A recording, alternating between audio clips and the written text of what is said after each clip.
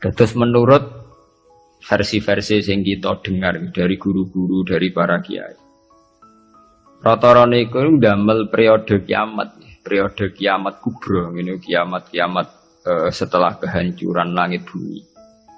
Niku wonten periode pertama. Ini ku trompetan pertama itu melahirkan guncangan, terus dados kiamat kubra. Terus kedua niku bahas. Ini ku sebagian kiai, sebagian ulama nafsiran yaumatar jufur rodifah, rojifah tasawuhan apa rodifah. Kulu bu yauma idzin apa wajifah. Ini sami standar.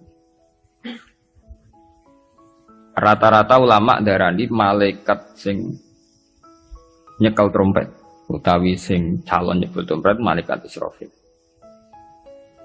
Karena kiamat itu sudah dekat, niku sampai ada yang mengatakan bahwa trompet malaikat Israfil itu sudah di mulut, jadi wis di mulut. Karena apa? Nyebut. Dan semua ayat Quran menunjukkan memang kalau kiamat sudah dekat. Semua redaksi Quran niku semua menjelaskan bahwa kiamat itu sangat dekat. Nah, jenengan tangklet dari diinformasikan dekat. Nggih. Ben sampean enggak salah paham nggih. Dari diinformasikan dekat itu mulai zaman Rasulullah sampai sekarang maupun 1428 Hijriah. Hampir 16 abad. Niku mawon ngangge tahun Hijriah. Tapi lalu dalam masa ribuan lebih kok belum juga datang. Nah ini pentingnya satu metode ilmiah. Rata-rata mufassir itu menafsirkan bahwa sesuatu yang pasti terjadi itu dekat. Nah, apapun jumlah waktu, kepanjangnya waktu, kalau pasti terjadi itu pasti dekat. Makanya dalam kitab-kitab kalau diterangkan ala inna sa'ata qarib bahwa kiamat itu dekat, mesti rata-rata mufassir mengatakan fa inna kulla atin qaribun, karena setiap yang akan datang pasti dihukumin apa? Dekat. Kayak kita ini dengan kematian. Kematian kita mungkin ada yang sampai umur 70 tahun, 60 tahun. Tapi karena kita ini pasti mati, itu seakan-akan asal eling mau nggih grogi tenan. Eling tok niku napa? Grogi. Karena kita yakin itu pasti napa? Terjadi gitu. Itu satu metode untuk menerangkan bahwa dekat itu karena mesti terjadi. Metode kedua niku berbanding dengan umur dunia. Umur dunia wingi kula maca teng Kompas, versi Kompas itu sekitar 3 miliar berapa dari bumi diciptakan sampai sekarang. Kalau versi ilmuwan itu sekitar 3 miliar berapa. Nggih to nggih, dinosaurus mawon sekian ratus juta. Artinya kalau betul dengan hitung-hitungan itu misalnya kiamat itu 1 miliar lagi ya dekat karena berbanding dengan masa lalu yang pun lebih 3 miliar gitu kan. Nah, kalau setuju metode ketiga. Metode ketiga karena Allah itu abadi dan Allah itu azali. Itu melihat waktu itu ya kalamhil basari huwa aqrab. Itu udah ada artinya semua. Dan teori ini cara kula paling dekat secara ilmiah, apalagi sekarang secara sains, secara ilmiah. Misalnya ngeten.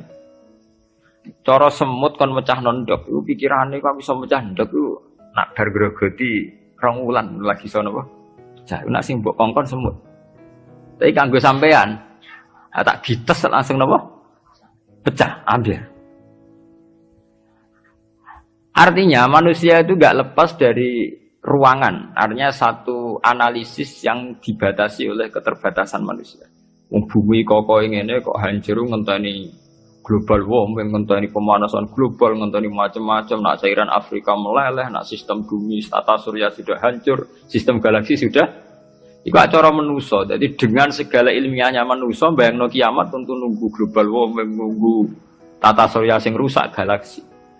Ya padha cara semut kon mecah ndok. Iku kira-kira pikirane tak mulai ke pojok endi sing paling lemah, endi sing. Cara sampean mbok kites mulai kon diwe ya pecah.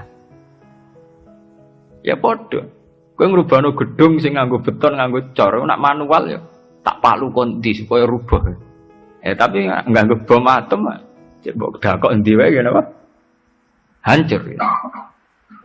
Artinya ketika yang ngendikan itu dekat atau mudah itu Allah, memang nggak ada masalah. Allah mau bilang kiamat itu dekat atau mudah ya memang inna dzalika 'ala Allahi yasir. Makanya Allah itu sering berkali-kali kalau cerita kiamat, cerita hal mukhal mesti ditutup inna dzalika 'ala Allahi yasir. Wa kana dzalika 'ala Allahi yasir. Itu mudah bagi Allah, itu mudah bagi Allah. Ya karena bagi Allah ya tidak mudah, bagi selain Allah tentu tidak mudah. Lah anak ngono kan pun kelepan ya memang enggak masalah kan. Allah cerita parek cek gampang urus-urusane pangeran, kita ora usah melok meh.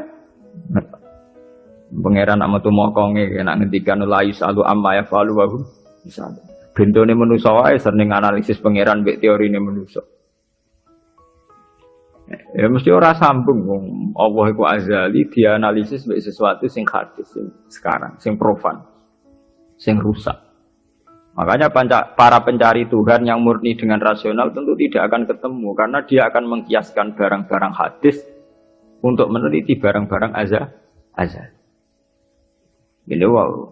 Contoh paling gampang nih wow. Bahwa manusia itu cara berpikir itu pun mesti dibatasi dengan ruang dan waktu.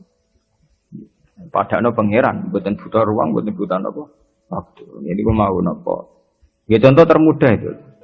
Contoh termudah, jika kita nganggap kiamat, itu tentu dengan teori rasional kita akan bicara tentang bumi tua sekian tahun lagi. Sistem galaksi itu per tahun bergeser sekian. Kayak laut itu ngalami rob itu setiap tahun itu sekian senti. Kalau sekian senti kali sekian ratus tahun, berarti begini. Pemanasan global ya gitu, kalau kena emisi karbon sekian tahun sekian, berarti sekian ratus tahun kemudian sudah begini kan bisa dihitung secara sains. Tapi itu kan hitung-hitungannya manusia. Tapi kan beberapa kali sejarah membuktikan itu keliru. Kelirunya ya karena kemungkinannya itu dua. Satu bahwa itu tidak diciptakan efek yang melawan. Nomor dua bahwa kejadiannya itu tidak mesti seperti itu. Ya contoh ketika dulu wong nak nandur gabah nganti 8 bulan, nanti 6 bulan, terakhir 6 bulan. Itu orang mikir dihitung, dulu sering krisis pangan dihitung, nak wong jumlahnya tambah terus. Nah, terus gabah panennya 6 bulan iso kelamparan. Dalam penemuan ilmiah sing iso 3 bulan.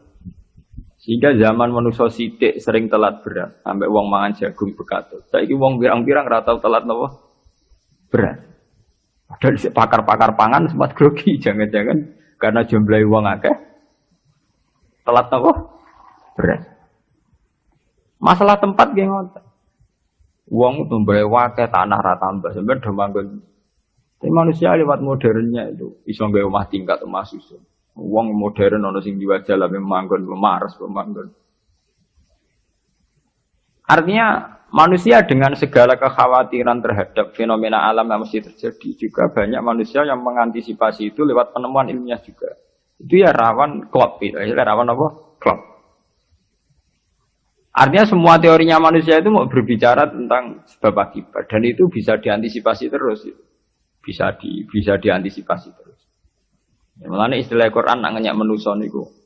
Walakin aksarahum la ya'lamun ya'lamuna dhahiran minal hayatid dunya. Paling banter manusia itu mau ya'lamuna dhahiran minal hayatid dunya. Yang diketahui itu hanya kulitnya saja, lahirnya saja. Gampangannya dokter meriksa, saiki lara pemah mergo mangane ra tertib. Ya kan secara profesional dia pakai standar objektif kalau makannya tidak tertib lahir mah. Sekarang ini namanya mah. Tapi bagi keluarga itu mungkin tertib piye, tertib butuh ekonomi tertib, penghasilan tertib kan. Tentu itu enggak dianggap masalah mah, masalah ekonomi. Orang dianggap masalah mah, tapi dianggap masalah apa? Ekonomi. Nah nanti bagi yang lain sing ahli saraf, ahli apa itu tidak murni dianggap masalah mah atau masalah telat makan, lebih ke psikologis. Bahwa saraf itu punya ketahanan sekian. Kalau secara psikologi tertekan, maka tingkat ketahanan pada penyakit hanya sekian. Jadi awal-awalnya karena pikiran saking sering kacau nih. Karena sering telat lah, nak kondisi sarafnya itu, kondisi psikologinya itu stabil, itu tingkat imunitas, tingkat kekebalan terhadap penyakit juga sekian. Artinya tidak pati riskan, nggak pati rawan kena apa? Penyakit.